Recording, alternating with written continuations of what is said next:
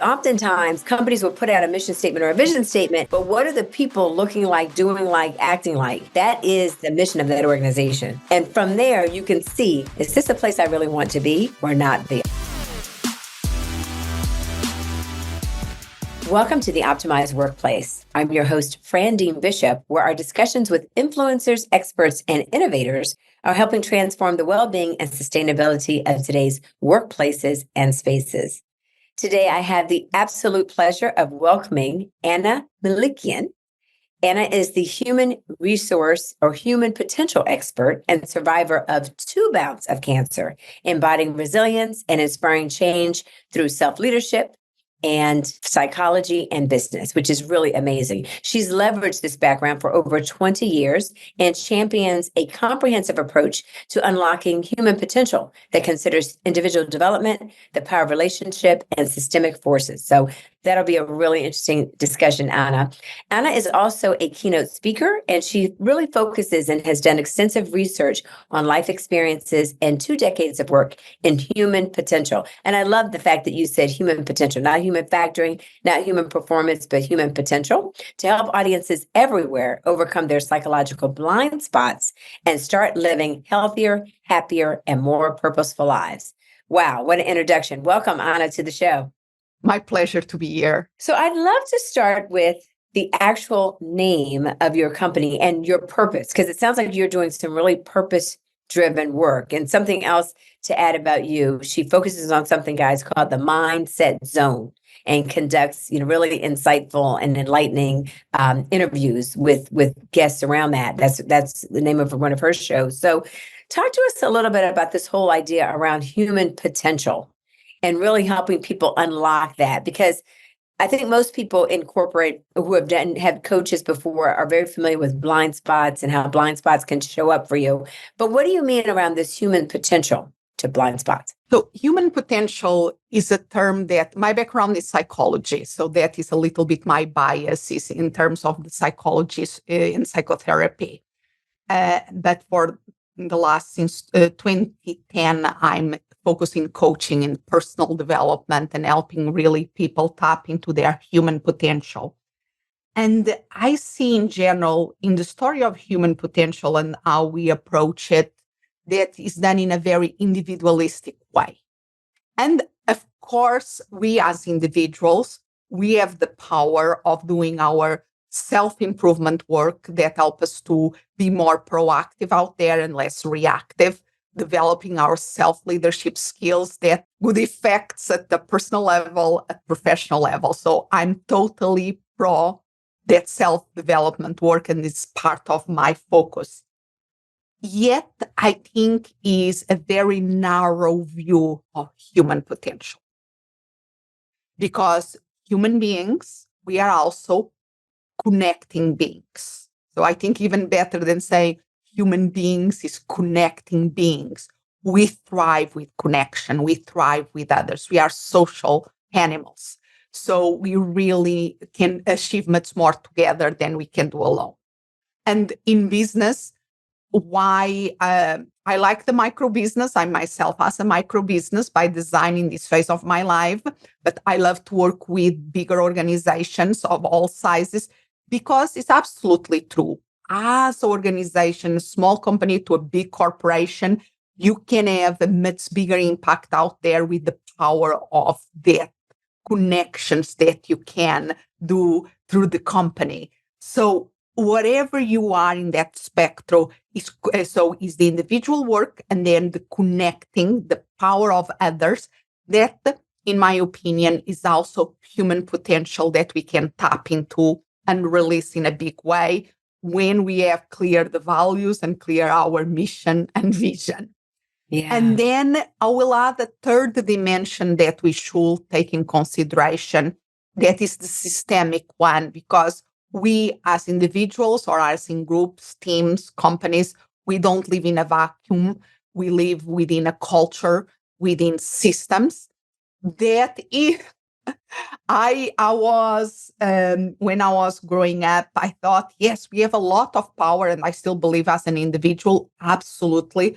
But life taught me that, the systemic forces are real.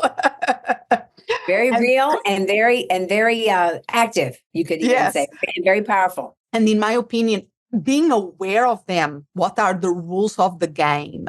How do they work? How do they influence us? And how we can, as individuals and as in groups, influence them, creates a dynamic that, again, allows us to tap in an even bigger, more exponential human potential, because we can change the culture, we can change the systems, but we have to be aware of those systemic forces. So I'm so curious with that. What does the research show? So you've got these three factors, as you said, that sometimes people realize are at play. Mm-hmm. Sometimes they don't realize they're at play, and they're outliers that really are forcing you into certain zones or into certain vacuums, if you will, or even into certain actions or non-actions to things. I mean, you look at what's happened around DEI, for instance, or you look and see what's happening even around, you take it, jump all the way laterally from DEI to something like ESG. So environmental, social governance, where, you know, you've got forces in terms of what's driving the profitability of organizations. Those external forces that then are going to drive to many, in many ways, the decisions that corporate leaders are going to be making. So I'm so curious, what does the research say among those three factors in terms of, is there one that kind of leads in a more impactful way than others? And secondly, to that question, how much are people aware, based on the research, that these factors are at play? And I still have to find the research that does that comparison. And if I was still in academia, that will be a great topic. I did my PhD many years ago, but that will be a great topic to the PhD students out there, that I would love to have more data in this. We have pockets of data, isolates, and then we bring it together. But if you think about, I think any people in the corporate world recognize the power of the culture of the company. That are systemic forces. Mm-hmm. And it's the complexity. When we are speaking in big organizations like corporations that have offices in different places, even in the United States, but if we go internationally, that they have a headquarters somewhere and their office in other places, they know in their day-to-day the complexity of the different cultural systems. Or even think about when the CEO of the company changes, that changes the culture. And sometimes people are not aware of the power of the leadership. It really sets the tone. Yes, we can try to create organizations that are more horizontal and all of that, but leaders set the tone, and we have to have a conversation about that. And then political forces, even DEI was something working in diversity, equity, and inclusion, was there for a long time, but then was with the Black Lives Matters after George Floyd, horrible situation, that really came to the foreground in a big way. And then companies, we cannot not look to this anymore. Who are the experts out there that can help us on that? And now it's like the political situation here in the United States is almost, in certain circles, there is not a good thing anymore. And I think let's bring these lenses of the systemics. We have to recognize the systemic forces, but then not let the baby go with the bathwater. We know from data, and that is where the research can be very helpful for anybody in the spectrum of their opinions and their lenses. We know that in corporations, innovating is part of the dynamic that they have to cultivate to keep thriving.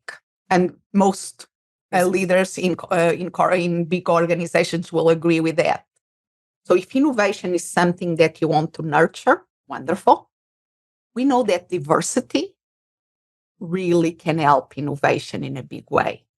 Mm-hmm. Diversity of cultures, or diversity of ethnicity, diversity of upbringing, diversity of generations, all those being different perspectives to the table that can, in the right environment, can allow more innovation to thrive. But people have to feel safe. You have to create an environment that there is a sense of inclusion, that you belong to.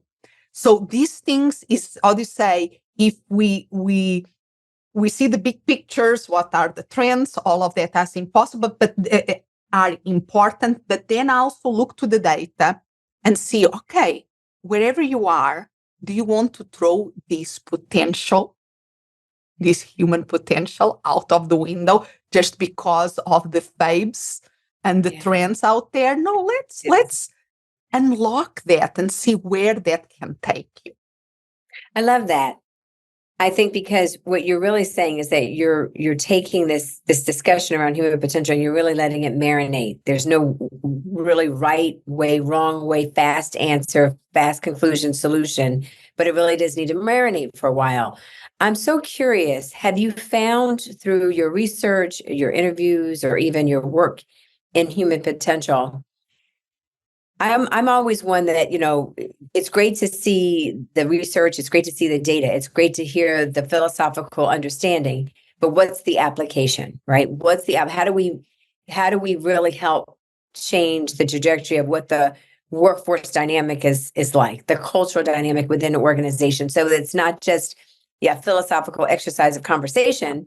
Where's the application? And I'm so curious, we have an audience of leaders, but we also have an audience of individuals who work for, big organizations. Is there anything that you have seen in terms of a tool that exists for individuals to thereby identify whether or not an organization will support their zone, if you will, of human potential? Hopefully this is not another PhD student opportunity. Yes. But but it really exists. Is there anything you've seen? Let me bring to a very concrete thing. Nowadays, everybody out there is speaking about burnout. Mm-hmm. And if you ask, okay, is burnout increasing? Everybody will say, oh, yes, we think we are seeing it in the Gallup poll, in other places, a lot of data coming up about since the COVID situation but it's still very hot topic, the burnout. That is a topic that I think that is creating problems like turnover in organization and so forth, and lack of productivity and so forth. So it's really hitting the bottom line, the profits, and organizations are paying attention to it. An interesting thing about the burnout is that the burnout symptoms are felt by the individual. It's the individual that feels the burnout and sometimes decides to quit, decides to quiet quit, decides to leave the organization and try something else, or has a health problem or a mental health issue that they have to withdraw. So I'm really an advocate that we have to be more proactive. Instead of reacting, we should be proactive in everything, including this situation, and do burnout prevention, being aware of the red flags in the individual and the individual themselves, but then the organization has to be receptive to this. Mm-hmm. When people that were very driven, motivated, are starting to show signs that things are dragging, they are not being productive, they are not enjoying what they are doing anymore, let's pay attention to this. We have tools. I usually work with organizations with a tool that has more than 40 years of research from Christina Maslach's team on burnout. Is the Maslach burnout inventory that allow us to see where a group of people, a team, imagine a team, where mm-hmm. A group of people, where they fall in terms, because the burnout is not an on and off kind of thing. We have to see it as the extreme negative side of a continuum. Mm-hmm. So I like to imagine, if you imagine one line, a vertical line representing the level of energy. We can be exhausted, no energy is the lower part, no energy, exhausted, depleted. That is, people when are in full burnout are in that state. But in the opposite side, in the top of that vertical line, we have being on the flow.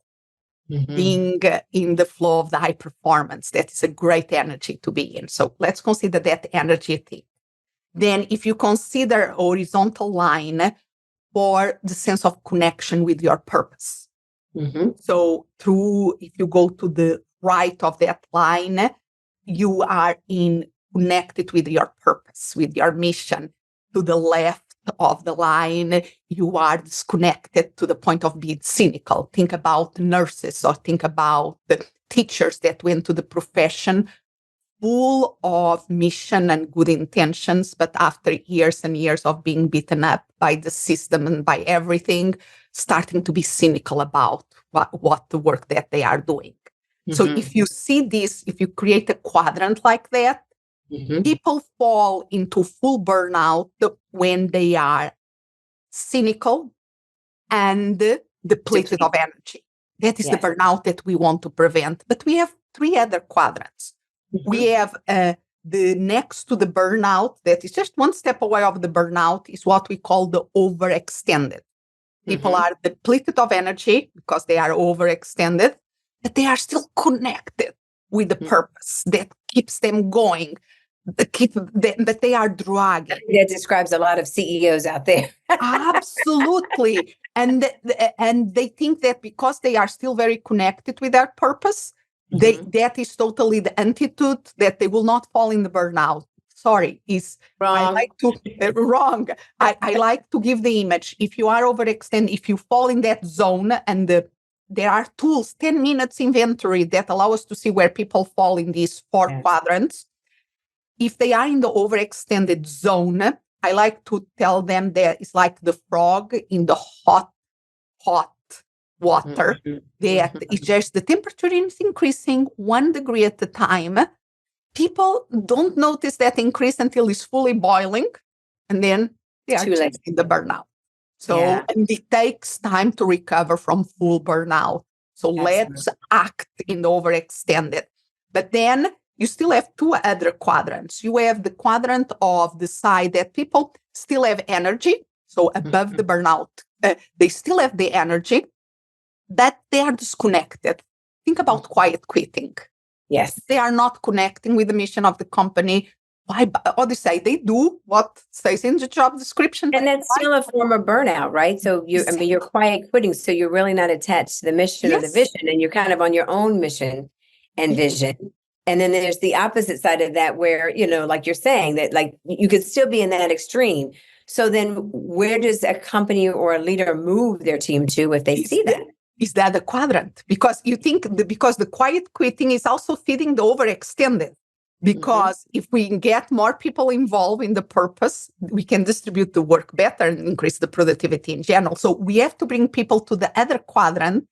That is when people are full of energy in the flow of the high performance and on purpose, is the engaged profile. We know here in the United States, and the Gallup has been doing research for years about this, and we are in the 30% of engagement that, oh my gosh, 30% comparing to Europe that are in the teens, 30% is really good, but we can increase that. We can nurture the culture of the company, everything to bring more people from the other quadrants to that engaged quadrant and spend more time in that zone, because there is where we can do the magic happen, that we can create a bigger positive impact out there while preventing the burnout. We can achieve amazing things while having time to have a life. And I think that is bravo, right?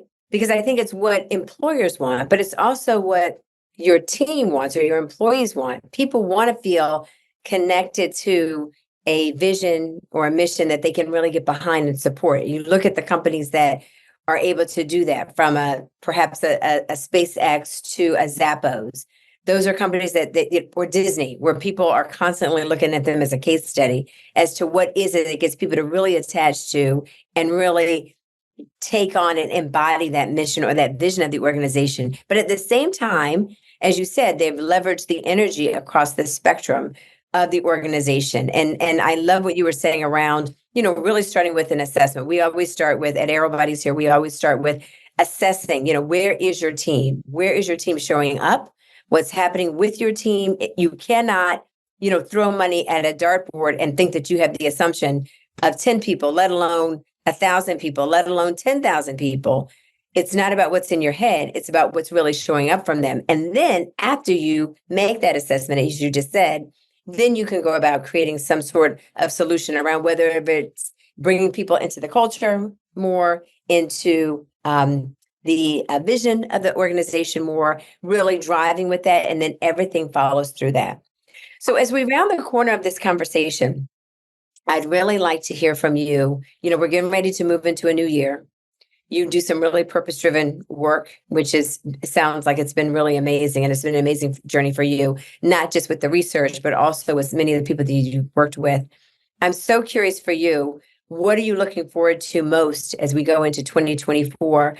Not only from just a research perspective, but as a game changer yourself when it comes to human potential, human performance, the workplace, and culture. I'm part of my work this year was getting clarity of the direction of my business for the next 4 or 5 years. And I have a very clear picture, and I think that is so important. And part of the process was revisiting and rearticulating my MVVs, mission, vision, and values. And I think for an individual, we do usually this with organizations, but for organizations, you don't need a binder. You need one pager or even half of a page, that one phrase for your mission, maybe one paragraph for your vision, where you want to be adding, and 3 to 5 values that are core with one line definition for each. But if people ask you your values and you go, I have to consult a folder, we did some work on it. No, you have to. Not working. You and the rest of your team and the rest of your employees, that has to be top of mind. So it has to be simple, that everybody, and can be different. The culture, you refer name of companies that usually are brought as a case studies, because they have different culture and different formulas to make it work. But there is an alignment that makes it work. So, and as for individuals, if we articulate that to ourselves, and then we associate by employment, by contracting, by gig, whatever we do with companies that are in alignment with our core values, make our work much more enjoyable and prevents in a certain degree the burnout. As long as we also understand that we have the tendency to put more in our to-do list that is humanly possible to do, we can keep a little bit things under in a good place and be in that zone of full engagement. That is bravo. I hope everyone really caught what Ana was hitting on there. So often you start working for an organization that is not aligned with your purpose and your personal values. And so she was basically saying, which I truly believe, you need to have your own personal mission statement. Clear. And then once you understand what those core values are that you will not delineate one way or the other from, then you look at what the mission statement is of that organization and look at the values of the people that work there. Because oftentimes, companies will put out a mission statement or a vision statement, but what are the people looking like, doing like, acting like? That is the mission of that organization. And from there, you can see, is this a place I really want to be or not be? I love that. That's such a fantastic nugget to end on, Ana. Thank you so much for that. So before we let you go, anything you want to hear about Ana will be in the show notes, so you can follow her. You can learn more about the Mindset Zone and obviously about human potential, which is fantastic work. I'm going to get in the habit of asking my guests, how do here at Aerobodies, we're all about well-being and well-being for the employee, for the culture, and for the business, right? So how do we embody that? So I'm so curious, how are you planning to embody well-being and health in the new year?